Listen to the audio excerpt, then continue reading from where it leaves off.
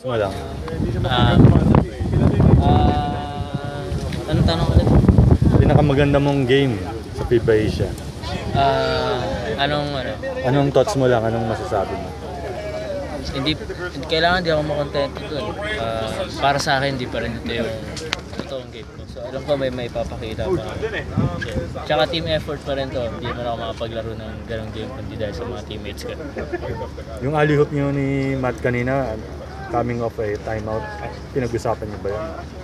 Pagkapasok ko, tsaka ko lang sinabi sa kanila. Kasi natandaan ko nung tinawag ni coach yun nag-timeout siya, tinawag niya, tapos nasa bench ako na-execute namin pero hindi niya na-dunk. Tapos pumasok lang sa isip ko na gusto ko mag-end kami na hype kami lahat. So naisip ko na iset si Matt para i-dunk yun. Tapos yun, buti si Gesani, natandaan pa rin. Tapos kay Jace kasi wala siya nung in-execute namin yun. So sinabi namin sa weak side na lang siya para dito siya sa strong side, tapos sa weak side ko tinapon yung bola. Thank you.